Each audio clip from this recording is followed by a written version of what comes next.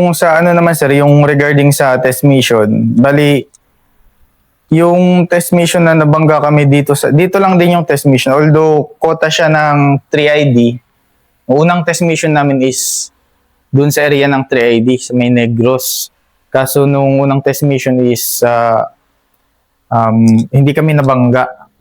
So pagkatapos nun is yun nilipat yung class 209 dito sa area ng Samar, specifically dun sa 801st Brigade, dun sa may barangay Fatima. So dun nagtambay yung class 209 habang nag-aantay ng pangalawang test mission. And then dumating na yung time briefing, mga ganyan. So and then hanggang sa na-hold kami sa LDLC. So ang briefing talaga sa amin nun is ko na maalala pero more or less sabi is siguro kahit mga 30 mga ganun siguro yung sa info, kung naalala ko ng tama sir. So marami kaming sections na dineploy, pero kami ni Sir Gubuay yung main effort kasi siya man yung yung O1. Tapos ang pairing kasi namin sir is O1 Mus Junior, tapos O2 second Mus Junior. Kaya So yun, ang tawag namin O officer. So O1 yan yung most senior sa class. So ikaw noon para most junior.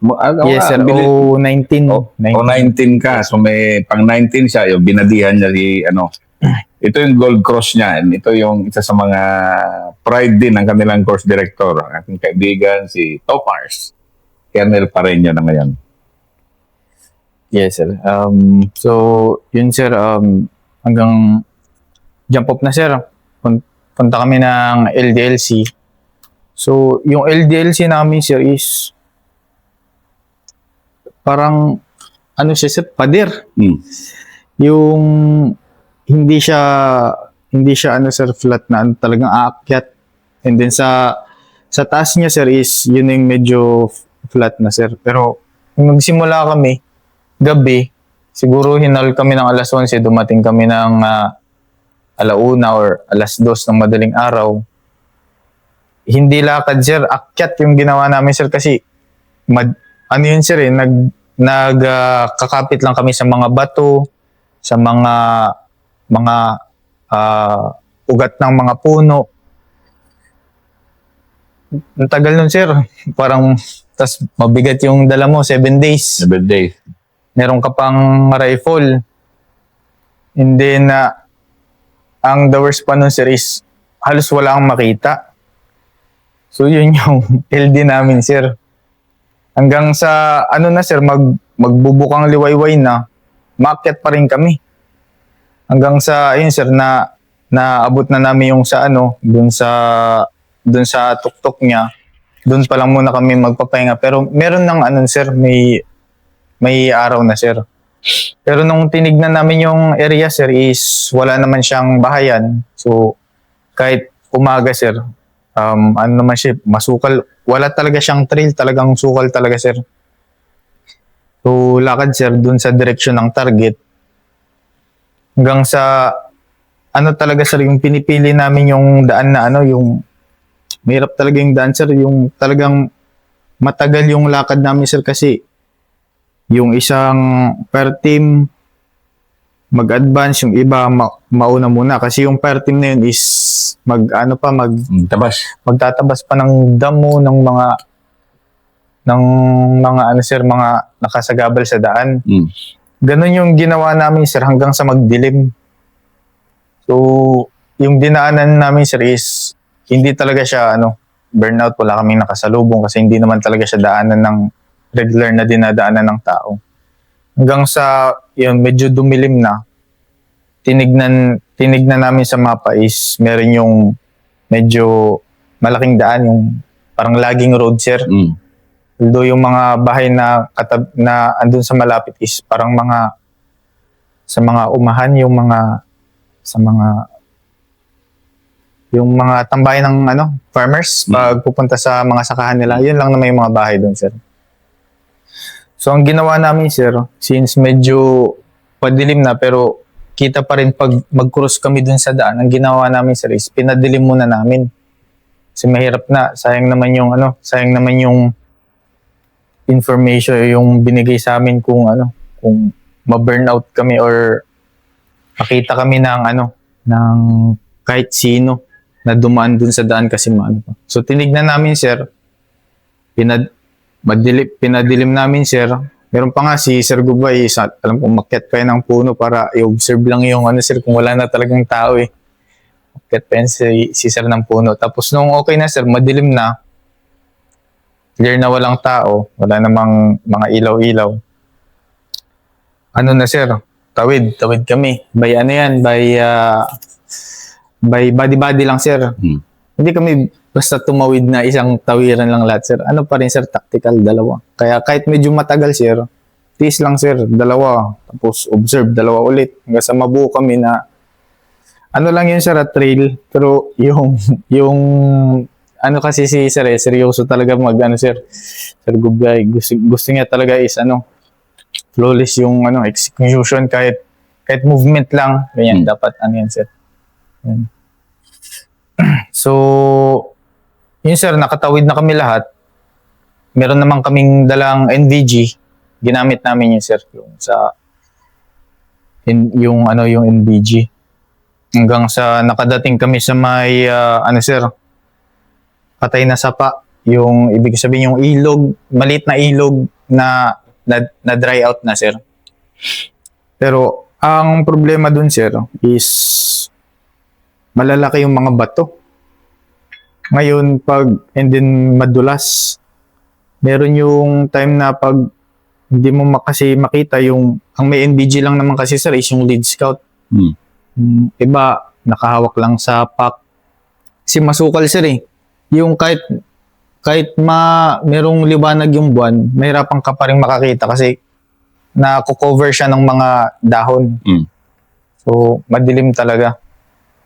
So, yun, napansin namin, sir, na yun, may mga natutumba, medyo maingay, yung rifle. Kaya nag-decide na lang muna si Iwan namin, Sir Gubay, na gilid lang muna tayo. So, and then, first day pa lang naman, tapos medyo distansya pa yung target. Mag-cover na lang natin yung distance pagka kaya na natin makapag-move ng maayos. Kasi pag ganito, wala talaga, burnout talaga. So, gilid kami, sir. Ano na yun, sir? Natapos na kami maglakad ng siguro mga 19:45, mga 7:45 ng gabi. So, gabing-gabi na naman. Pangalawang gabi nyo na to.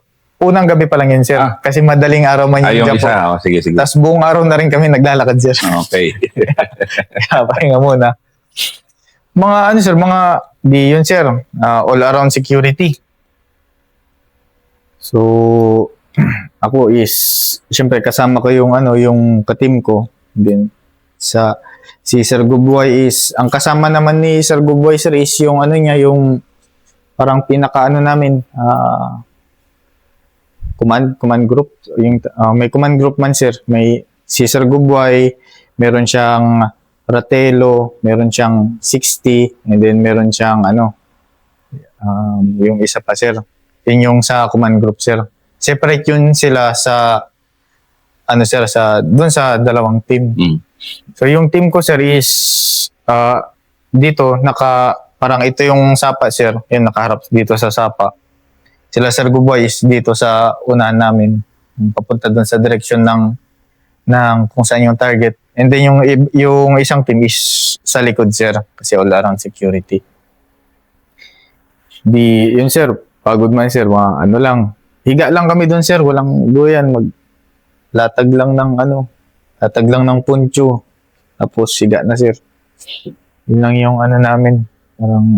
Tapos ayun, sir, mga basa pa kasi yun, sir, yung sa weather nga. Sa higa lang kami dun, sir. Tapos pahinga, yun yung pinakapahinga namin. Hanggang sa 30 minutes. Ako, ano ko nun eh. Kasi may gwardiya nun. Ang gwardiya is yung may dala ng 60. Mm. Katabi niya si Sir Gubuay. Tapos, sunod-sunod na yun na, na rotation ng duty. Wala pang 30 minutes. Yung first relief pa lang. May nakikita na siya. Sabi niya na, mga ilaw. Mga ilaw na. Na papalapit. And then, ang problema niya, sir, is, yun nga, parang, hindi, yung 60 niya is, hindi niya Nakasa. naikasa. Hmm. Si yung estudyante mo, sir, ang pinakaano na sir is, habang naglalakad, ma-accidental. Eh, sabi din ni Sir Gubay. Kaya yun yung reason niya. So, katabi niya Sir Gubay. Ang alam ko, ginising niya si Sir Gubay. And then, ayun sir, nagising na lang ako kasi nung pumutok na yung 60, gisingan na ako. Tapos, ang unang naisip ko nun sir is, grabe naman yung NPA dito sa area na ito. Gabi na sinusundan pa rin kami.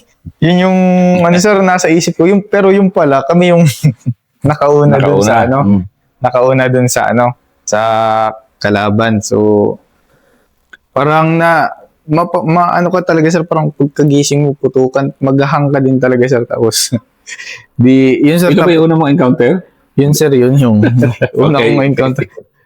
2019, ano pa lang sir, mag 1 year pa lang ako na sir, na tingin sir. Kaya, yun sir, yun sir, yung hanggang sa, lang sir, wala ka talagang sir, makita. Kasi madilim sir, mga alas 8, alas 9, mga ganun yung putukan. Hindi mo alam kung nasaan yung yung kasama mo, makakapa mo na lang siya. Talagang ingat ka din kung saan mo iaan yung baril mo kasi hindi mo rin alam, baka may malaking bato dyan sa harap mo, yun yung So, ang na lang sir is, yun na lang sir yung parang leapfrog na lang ako habang sir is, inano na lang yung yung nice na lang yung sir, yung latag although nakalatag naman na kami sir. Ayos na lang yung sir, yung sa latag ng ng tropa. Hanggang sa, yun sir, yung pagkakaalam ko sir is, kasi, dito sir, low ground, medyo low, dito kami sir nagtambay, tapos dito sir is sapa. Yung dinadaanan namin. Tapos yung doon sa kabila sir is yun yung high ground. Hindi naman na namin maakyat yung high ground sir kasi gabi. Kaya bumilid lang kami. Hindi namin expected na dadaan doon. So, ang nangyari sir is, since ang alam din ng NPA yung titipis ng sundalo na yung sundalo is hindi yan natutulog sa low ground, puro sa high ground. Ang tutok ng baril nila is doon sa kabila, doon sa high ground. Hindi sa amin. Hanggang sa yung iba sir is doon nag-cover sa pwesto namin. Pero hindi namin makita kasi madilim naman sir. Yun na yung nakuha ni Sir Gubay, yung kinakausap pa nga niya yun sir eh. Tapos parang napapansin, po may salita nito. Nag-uusap na sila ng kalaban. Hindi niya alam. Nag-cover na pala dun sa malapit sa kanya. Tapos yun na yung kausap niya. Yun yung, actually dalawa yun sir eh, dalawa. Nakatakbo yung isa. Yung isa, yun hindi niya binitawan. Pero ang pagkakalam ko nun sir, hindi ko kasi nakita yung mismong dumadaan sir eh. Pero dun sa kwento niya sir is, parang alam niya kasi yung nabasa niya yung sitwasyon na dalawa lang silang gising. Pagka nagkapupukan sir is, kakagulatan. So parang, sir, parang inano lang niya muna, parang inassess niya muna bago niya start na sir, bagbagan. So, yun sir, yun yung pinaka sir. Although, sir, nakaano pa rin naman kami sir, isang captured, tapos 4 na firearms, mga naiwan. And then after nun sir, nung kasi sir, yung mga ibang section sir is na yun sir, nag-pursuit, blocking kami. diretso kami dun sa ano namin sir, sa target. Pagdating dun sa target sir is, laking ano sir, pakalaking kampo. Nung pagkakaalam ko nun sir is, yung kampo na yun sir is, yan yung mga na-recruit nila ng mga bata. Kasi yung kuha namin sir, yung na-captured namin, ano pa lang yun sir, 17 years old. 17 or 16 years old. Tapos, parang dun daw sila inipon-ipon sa yung natumbok namin na ano, na kampo. Tapos dun sila nilelekturan yung mga bata. Mga bata pa man daw yung mga kasama niya sir. Tapos, ayun sir, napilitan silang umalis kasi parang nakatunog sila na nung, alam ka, parang ano sir parang na-sense nila na may, may sundalo na maglaro sa area kasi tunog pa lang ng KM, alam nila. So, although ano sir, okay naman yung pasok namin, pero yung the fact na alam nila na may dumaan na military vehicle, alam kasi distinct kasi yung tunog para sa kanila ng military vehicle. Parang early warning na yun sir, kaya pilitan silang mag-move. Yun yung alam ko sir. Hanggang sa doon din yung ano namin sir, pero muna kami sir, since hindi na makamove. Pero kung tinuloy-tuloy namin yun sir, Banggaan kayo. mas delikado yun sir kasi sir mas madami sila. Ang alam ko sa kwento ni Sir Gubboy is hindi ko kasi nakita sir sila yung nakakita dun sa dumadaan, mga 50, ganun, sa interview na. Julugi kami sir, tapos hindi din naman alam namin kung saan magmamaneuver, wala man kami makita sir. Kaya siya sir, parang maganda na rin yung sir, nangyari kasi mahaba pa yung gabi. Pag nabangga kami noon sa gabi, hindi mo na alam kung saan. Creek line ba talaga siya? Yes sir, creek siya sir na mga Tuyo, pero tuyo. tuyo sir. Tapos may mga malaking bato sir, mga kalahating mga hanggang dito yung mga bato, malalaking bato sir. So yun yung sir, yun yung unang encounter ko sir, although hindi siya naging sir, ganun ka decisive given yung situation. Kasi yun, talaga sir yung medyo limited lang talaga yung magagawa mo sir doon sa situation na yun Madilim, walang zero visibility. And then ayun, buti nga sir may sir snapping guardia na observe pa niya. Ano naman yung mo nun? Ano yung lessons mo para sa sarili mo? Mga personal development sa unang encounter mo na ganun? Sir, sa akin sir is inano ko na lang sir yung yung mga, kasi si Sir Gubboy siya sir parang inadapt ko na lang din yung nakita ko kung paano mag-command si Sir Gubboy, kasi bagong tiniente pa lang din ako nun sir. Naamin ko talaga sir na medyo na shock din talaga ako dun sa unang encounter ko sir. Although naman sir, sa part ko sir is na meron din naman akong dun sa sir, sa team ko na i-plaster ko naman sila ang maayos habang nagkakaputukan. Pero yun sir, nag-rattle din talaga ako nung time yun. Ang inaano ko sir is nung gabi sir nagkakaputukan, kahit maingay, naririnig ko pa rin yung yung command ni sir, ni Owan. So yun yung sir, isang na-adapt ko na although kahit gaano kahirap ng sitwasyon, dapat meron pa ring nagbibigay ng command. Gabi yun di ba? Gabi talaga yun. Oo sir. Na sinasabi niya na wag basta-basta magpaputok, tapos iano niyo yung mga katabi niyo, parang i-ensure niyo na yung katabi niyo na para at least aware kayo nung, although hindi kayo nagkakakitan, alam niyo yung sa mga katabi niyo, tapos saan niyo dapat yung direction ng baril niyo, kasi critical talaga kasi yun sir. Hindi, walang makita. Hanggang sa, ayun sir, hanggang sa ano na natapos yung putukan, nakuha namin yung isa. Ayun, buti na lang sir is walang na wounded sa amin. Pero may mga blood stains na hindi namin na sir. Hindi namin natumbok. Pero yun sir, alam ko sir is 4 na M16 and then isang captured and then isang Okay, no? yung isang kampo ng sir, MPA. Pero pag sir, nakikita ko talaga sir pag hindi sila nag-move, matutumbok talaga namin yun sir. Kasi yun na mismo yun sir. Yung Daan na yun. target nyo. Oo sir. Malaking kampo na yun. Kaso nag-move sila. Yan. Nilihis din kayo ni Lord dahil hindi mo rin alam ano nangyari sa inyo kung Although, well trained. Pero talagang may plano palagi si Lord naman. Yes sir. So yun yung mo.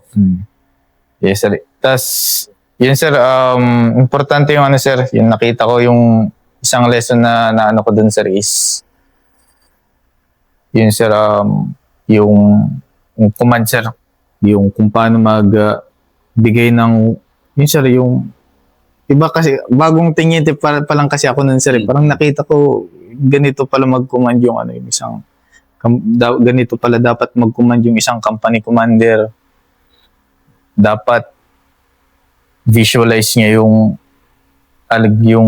gusto niyang i-command sa tropa, ganyan. Kahit napakadilim at kahit na wala, napakahirap nun. Mahirap talaga. Kahit hindi naman niya rin kayo, although may SOP talaga tayo, huwag mo na ikwento, pero and then yun din kasi yung nakakapagbigay ng ng lakas ng loob sa tropa. Na naririnig namin yung pinaka leader namin nagbigay ng command na nabubus yung confidence sir. Yeah, importante yun sir.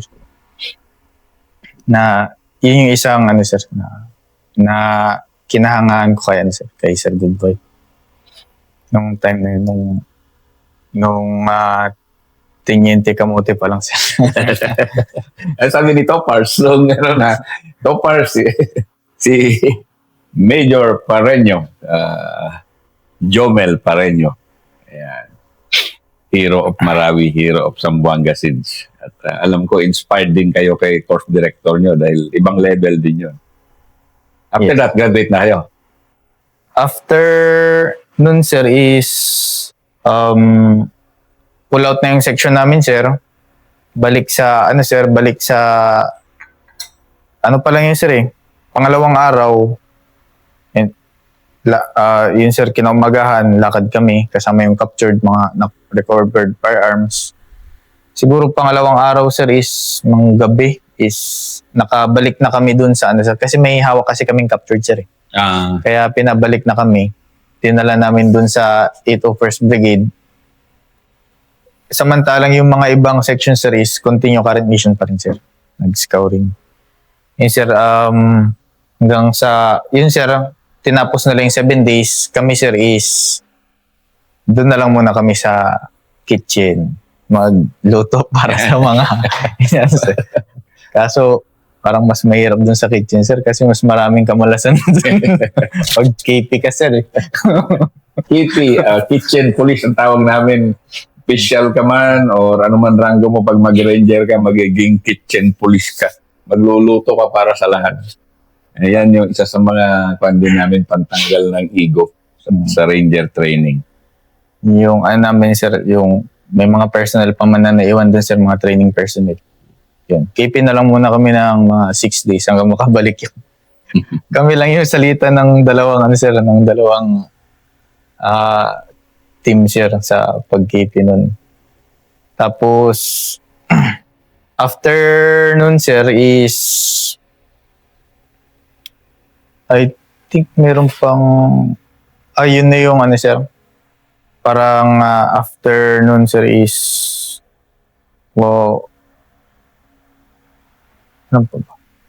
Wala na sir, yun na yung sir, yung sa nyo? Yes sir, test mission namin. Pero ang pagkakaalam ko sir is meron pang sunod na test mission. Pero dun sa mga graduate lang sa kota ng 3ID nung nakabalik na sila sa unit nila. Kasi sa ano kasi sir koto ng 3ID, dito na pukpok sa 8ID. Yung mga graduate ng 3ID, test mission ulit sila kasi. Pero kami sir, uwi na kami. Yung Graduate mga taga hindi 3ID sir. Yan, ang second episode ni Captain Paraino. Ang third episode niya ito, bagbagan na siya sa 93rd Infantry Battalion.